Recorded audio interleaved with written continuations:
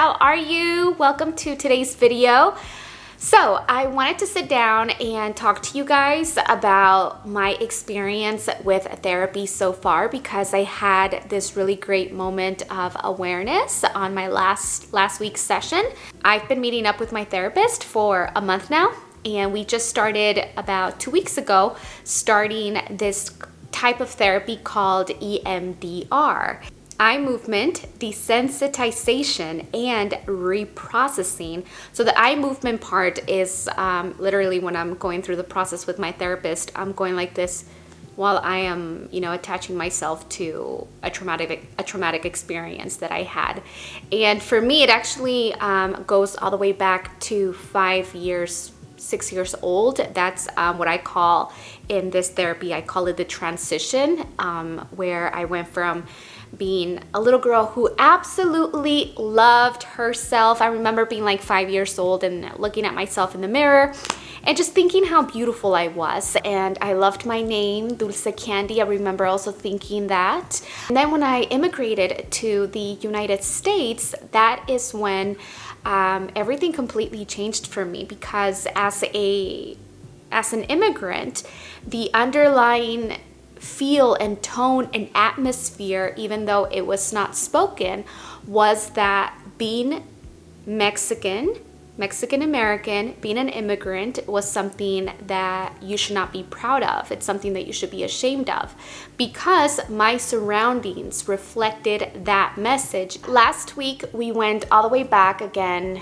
to that transition phase of my life from when I was 7 years old in second grade, with this one specific teacher in Laguna Vista Elementary School in Oxnard. So one of the biggest things that I'm working through that I really want to heal is my lack of trust for people in general. I'm going to be honest with you, I don't trust people at all. I have a hard time trusting people because there has been so many incidents where I give myself or I open up myself fully and that person takes advantage, or they see me as a stepping stone so they can launch their shoe line.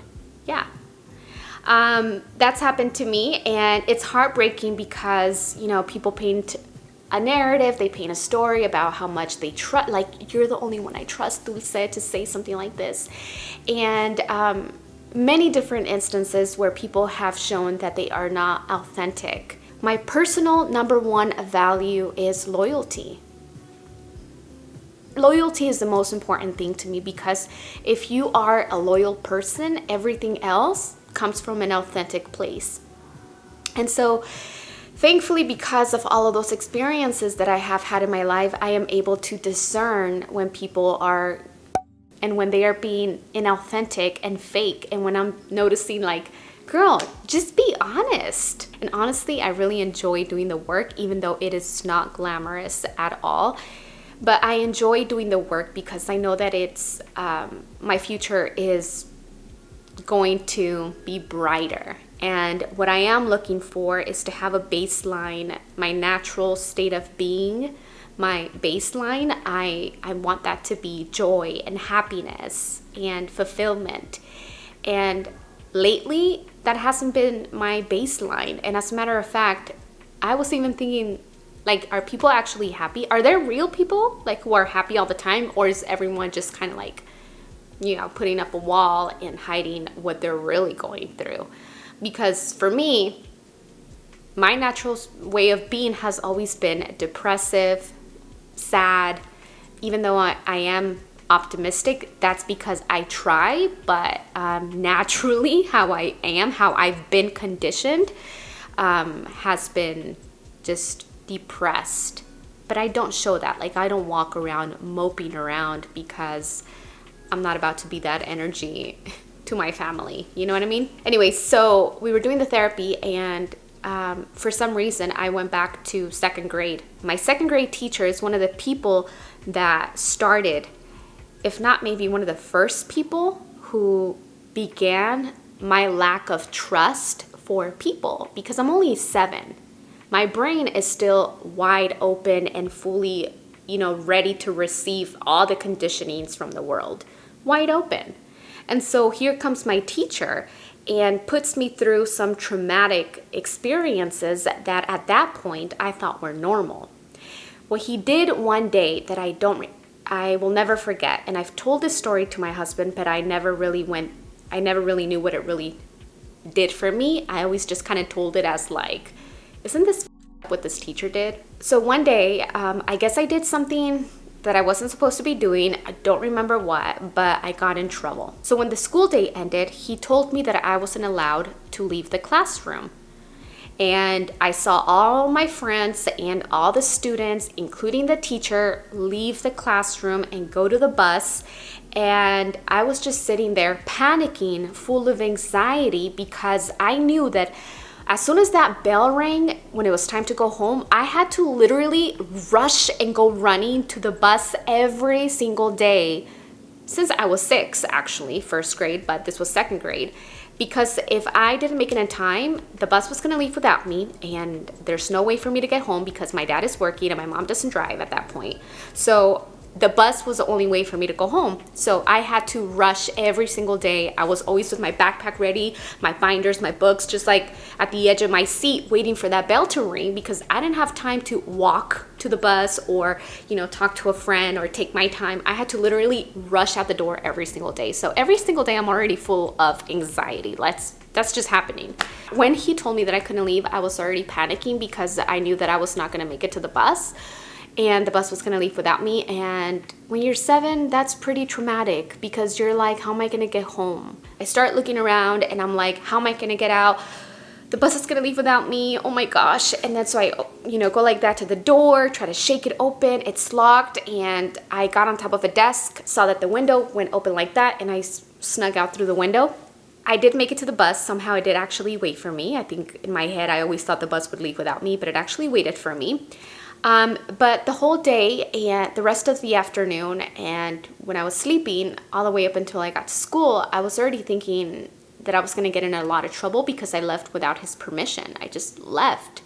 And I took that decision, and I realized that at that young age, I started making these kind of drastic decisions on my own. And I just thought about it right now, but like when I joined the Army, that was a drastic decision. I literally decided to join the Army overnight, and I left, and that was a drastic decision. I remember also not having my driver's license yet, and my sister didn't want to take me to work, and I had never driven a car by myself, and I took the car and I drove to my job when I was, I think, 17 to Hobby People, and my foot was shaking, and when I was driving, because I had never driven by myself, but my foot was shaking like really hard. I had the emergency brake on the whole time. I had no idea. And also when I pulled out, I like scratched the side of the car.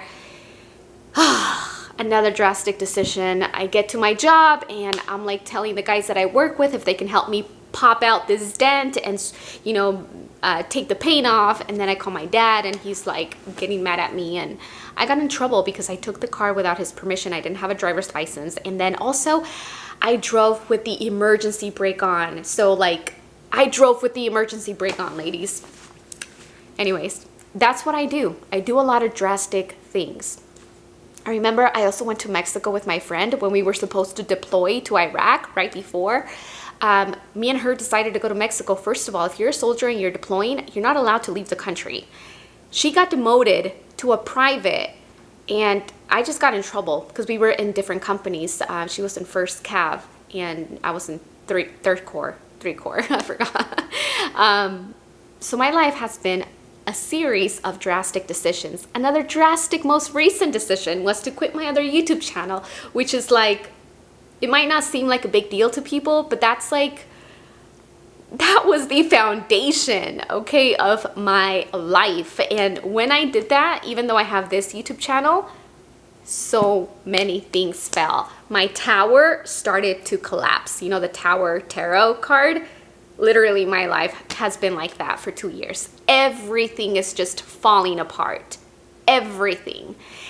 But for the better, okay, for the better. But it's not pleasant. The falling apart is not pleasant. But it's for the better because I'm stepping into my new life. So anyways, have a beautiful day, and I can't wait to see you guys soon. Bye!